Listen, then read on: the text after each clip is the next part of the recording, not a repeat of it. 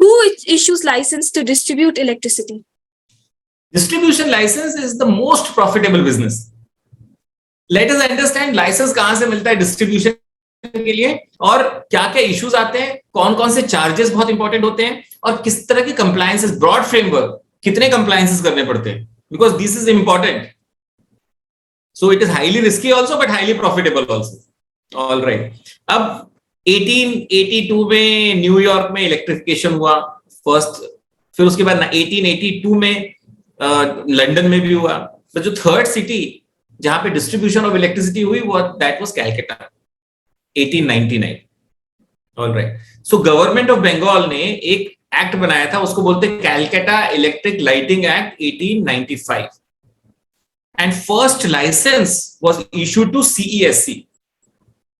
अब distribution of electricity started in 1899. आप just see the long history. 1899 मतलब 1.5 centuries. That's great. All right. As of now, it is also a licensed activity. So if generation, transmission, distribution, trading and supply की बात करें, distribution of electricity is a licensed activity. You have to take a license. Without license, you cannot do distribution. There is one exception. I will tell you the exception also. What is the exception? Distribution का अगर आपको license लेना है तो there is only and only one authority, and that is State Electricity Regulatory Commission. So if somebody says, I want to distribute electricity, you have to tell your friend, go to State Electricity Regulatory Commission in that state and get a distribution license. He will say, no, I have contacts in Central Electricity Regulatory Commission. So बोलना है वो contact नहीं काम आएंगे, क्योंकि powers ही State Electricity Regulatory Commission के पास है. Number 1. Number 2, एक चैलेंज है. चैलेंज ये है कि 2003 में ओपन एक्सेस इंट्रोड्यूस करा गया, जिससे कि entrepreneurs like you can jump into electricity power market. Alright. But जब वो ओपन एक्सेस का डिस्कशन हो रहा था 2001 से 2002 2003 में, डिस्ट्रीब्यूशन, एग्जिस्टिंग डिस्ट्रीब्यूशन कंपनीज को 2-3 चैलेंजेस थे. फर्स्ट चैलेंज जो था वो ये था, what about loss due to cherry picking. So open access में anybody and everybody can transmit electricity from DISCOM and take power from any other generating company across the state. It can skip distribute DISCOMs also.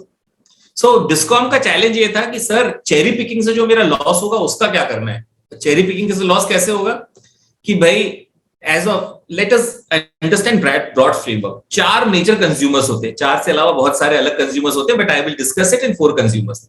So agriculture एक consumer हो गया, दूसरा domestic consumer हो गया, commercial consumer हो गया, और फिर इंडस्ट्रियल कंज्यूमर हो गया. So traditionally what the discoms were doing it कि जो इंडस्ट्रियल एंड कमर्शियल कंज्यूमर्स थे उनसे हायर लेवल पे इलेक्ट्रिसिटी टैरिफ लेते थे, और डोमेस्टिक एंड एग्रीकल्चर कंज्यूमर से एक लोअर लेवल पे इलेक्ट्रिसिटी टैरिफ लिया जाता था, और जो वो हायर टैरिफ ले रहे हैं उसको क्रॉस सब्सिडाइज कर दिया जाता था. So this was going on for last 30 to 40 years actually. Okay. Now DISCOMs were saying, अगर आप इंट्रोड्यूस कर दोगे ओपन एक्सेस, तो जो बड़ी कमर्शियल एंटिटीज हैं या इंडस्ट्रियल एंटिटीज हैं, दे विल से कि भाई सस्ती बिजली मिल रही है जनरेटिंग कंपनी से, I will take it through open access.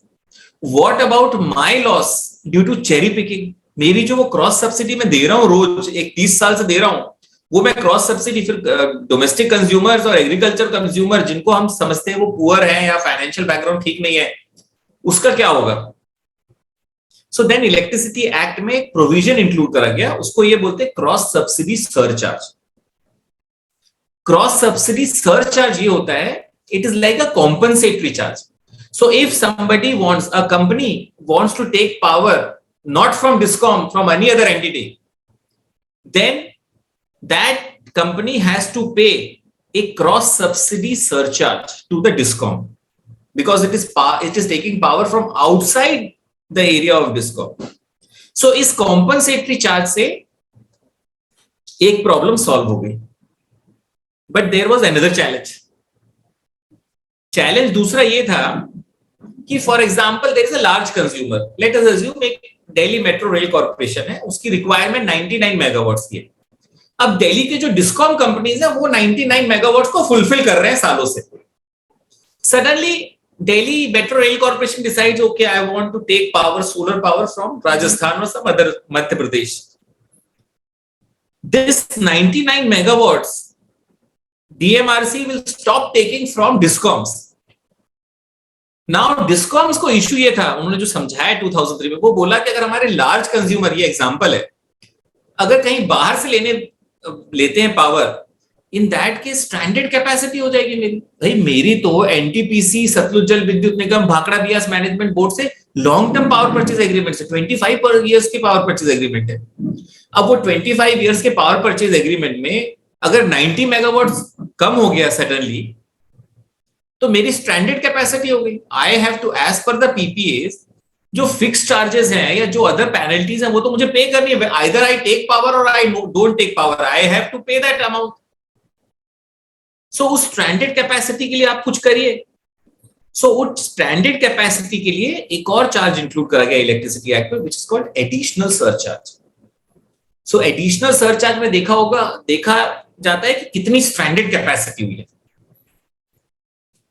पर अभिषेक जी एक और क्वेश्चन पूछ सकते हैं कि सर, अगर मैं पावर मांग रहा हूं डिस्कॉम से एंड वो पावर वो डिस्कॉम दे ही नहीं पा रहा, उसके पास ही नहीं है पावर, लेट अस अज्यूम, तो स्ट्रैंडेड कहां से हुई capacity?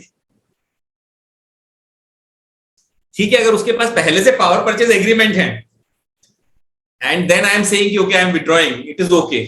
But if I am asking 90 megawatt of power and the discom says कि भाई आई डोंट हैव पावर, क्योंकि उसके पास पीपीएस नहीं है, in that case also do I need to pay these charges? So this matter came up before the Appellate Tribunal of Electricity in the case of Steel Furnace Association of India versus Punjab State Power Corporation Limited 2014 में। So जो furnace association जो था वहां का, उन्होंने अब एप्टेल को ये बोला कि भाई we wanted certain amount of power, but the Punjab जो state power corporation was unable to pay power to us. So APTEL, after going through all these issues, APTEL decided कि भाई no cross subsidy surcharge is applicable in case there is failure of discom to procure adequate power.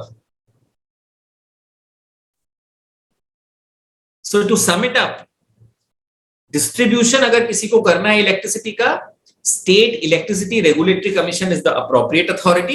You go to that regulatory commission, ask for a distribution license and go ahead. दूसरा additional surcharge और cross subsidy surcharge हमने भी समझ लिया, लेकिन एक मैंने बोला था कि देयर इज एक्सेप्शन ऑल्सो।